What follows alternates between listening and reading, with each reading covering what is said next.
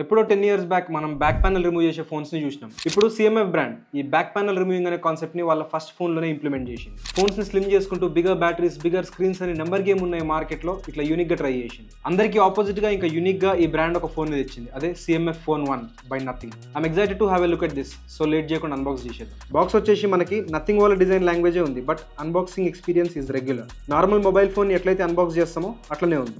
Box లోపల mobile, ఒక USB C2C cable, paper work, ఇంకా ఒక సిమ్ ఇజెక్టర్ టూల్. ఈసారి కూడా కొంచెం యూనిక్ గా ప్లెయిన్ డిజైన్ లా కాకుండా ఒక నట్ లాగా ఇచ్చి, అండ్ ఇందులో కూడా మనకి బాక్స్ లో చార్జర్ లేదు. ఇప్పుడు ఇమీడియట్ గా ఫోన్ ని చూసేద్దాం. ఫోన్ నేను ఆర్డర్ పెట్టుకుంది బ్లాక్ కలర్ లో. ప్రమోషన్స్ లో చూపెట్టే ఆరెంజ్ కలర్ కూడా బానే ఉంది, బట్ నాకు పర్సనల్ గా బ్లాక్ అంటే బాగా ఇష్టం. Black is like OG of all colours. Phone చేతిలో పట్టుకోవడానికి లైట్ గానే అనిపిస్తుంది because of the plastic body, but it does not feel like holding a plastic phone. Back side మొత్తం మనకి matte and grain finish mix ఉంది. ఒక phone కి ఇట్లా బయట సైడ్ స్క్రూస్ ఉండడం, ఇంకా కింద ఈ సర్కిల్, ఇట్లాంటి ఫోన్ ని మనం ఎప్పుడు చూడలేదు. ఈ ఫోన్ కి ఇచ్చిన ఈ స్క్రూస్ తో చాలా పాసిబిలిటీస్ ఉన్నాయి. కింద ఒక ఫోన్ స్టాండ్, ఇంకా ఒక మ్యాగ్నెటిక్ మ్యాగ్సేఫ్ లాంటి కార్డ్ హోల్డర్, ఇంకా చాలా అటాచ్మెంట్స్ ని యూజ్ చేసుకోవచ్చు. ఇవి వాళ్ళు అడ్వర్టైజ్ చేసుకున్న మోడలర్ అటాచ్మెంట్స్ మాత్రమే. But think about the third party accessories that others might make. Example కి ఈ 2 స్క్రూస్ ని యూజ్ చేసి ఇక్కడ ఒక లెన్స్ అటాచ్మెంట్ ని డిజైన్ చేయొచ్చు. ఒక ND ఫిల్టర్ లానో, పోలరైజర్ లానో వీటిని యూజ్ చేసి అటాచ్ చేసుకోవచ్చు. ఇంకా ఈ అన్ని స్క్రూస్ ని యూజ్ చేసి ఒక రగడ్ కేస్ ని కూడా డిజైన్ చేయొచ్చు. Design wise everything is perfect. Placement of buttons, finger print scanner position అన్ని పర్ఫెక్ట్ గా ఉన్నాయి. ఒక్క విషయంలో నాకు కొంచెం డిసప్పాయింట్మెంట్ అనిపించింది.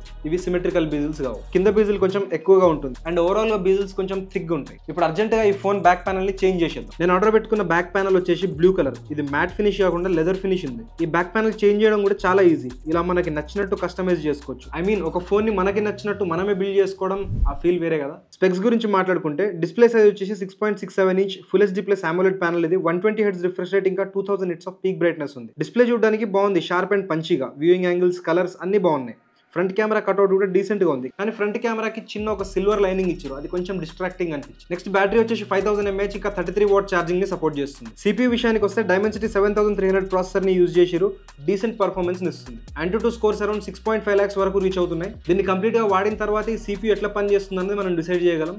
ఫుల్ రివ్యూలో చూద్దాం. OS చూసుకుంటే ఇందులో మనకి out of the box Android 14 వస్తుంది. Nothing OS 2.6 మీద రన్ అవుతుంది. అండర్ 20,000 లో Nothing OS రావడం అనేది ఈ ఫోన్ కి ఇదే డీల్ బ్రేకర్. ఈ OS చాలా ఆప్టిమైజ్ అయి ఉంటుంది అండ్ ఏమైనా బగ్స్ ఉంటే కూడా చాలా ఫాస్ట్ గా రెక్టిఫై చేసి అప్డేట్ చేస్తారు. OS మొత్తం క్లీన్ గా ఉంటుంది. మనకి ఎక్కడ యాడ్స్ కనిపించవు అండ్ ChatGPT ఇంటిగ్రేషన్ ఉంది మనకి ఇన్బిల్ట్. బడ్జెట్ లో మనకి క్లీన్ OS కావాలి అనుకుంటే Nothing ఇంకా Moto ఈ రెండు ఫోన్లే ఇస్తున్నాయని అనిపిస్తుంది నాకు. 2 years of major software updates, ఇంకా 3 years ఆఫ్ సెక్యూరిటీ అప్డేట్స్ కూడా ప్రొవైడ్ చేస్తారు. దీంట్లో మనకు వేరియంట్స్ వచ్చేసి 8GB 128GB ఇంకా 6GB 128GB వేరియంట్స్ అవైలబుల్ ఉన్నాయి. నేను తీసుకున్న variant 8GB 128GB version. UFS 2.2 storage తో పాటు మనకి LPDDR4X RAM కాంబినేషన్ ఉంది. దీని టాప్ వేరియంట్ ని మనకు 128GB స్టోరేజ్ వరకు ఎందుకు లిమిట్ చేసిరంటే దీంట్లో మనకి ఎక్స్పాండబుల్ స్టోరేజ్ ఆప్షన్ ని ప్రొవైడ్ చేసి ఒక SD కార్డ్ ని మనం ఇన్సర్ట్ చేసుకుని 2TB వరకు స్టోరేజ్ ని ఎక్స్పాండ్ చేసుకోవచ్చు. కెమెరాస్ విషయానికి వస్తే ఇందులో 2 కెమెరాస్ మాత్రమే యూజ్ చేసారు. బ్యాక్ సైడ్ ఒకటి 50MP ప్రైమరీ కెమెరా, ఇంకోటి 2MP సెకండరీ కెమెరా. దీంతో ఫోటోస్ తీసి చూద్దాం కొన్ని. మనం ప్రైమరీ కెమెరాతో పిక్స్ బానే వస్తున్నాయి అండ్ ఈ 2MP సెకండరీ కెమెరా మనకి డెప్త్ సెన్సర్ లాగా పనిచేస్తుంది. ఈ 2MP సెన్సర్ ని మనం ఫింగర్ తో క్లోజ్ చేసి ఒక పోర్ట్రేట్ ఫోటో తీస్తే ఇట్లా వస్తుంది. అదే మనం ఈ 2MP సెన్సర్ ని హైడ్ చేయకుండా ఓపెన్ చేసి పోర్ట్రేట్ మోడ్ తీస్తే ఇట్లా వస్తుంది. సో మనకి సెకండరీ కెమెరా అనేది ఒక డెప్త్ సెన్సర్ లాగా పనిచేస్తుంది. ఫ్రంట్ ఫేసింగ్ కెమెరా వచ్చేసి మనకి 16MP సెన్సర్ తో వస్తుంది. సెల్ఫీస్ బాగా వస్తున్నాయి. స్కిన్ టోన్స్ కొంచెం ఆరెంజిష్ అవుతున్నాయి అండ్ పోర్ట్రేట్ కూడా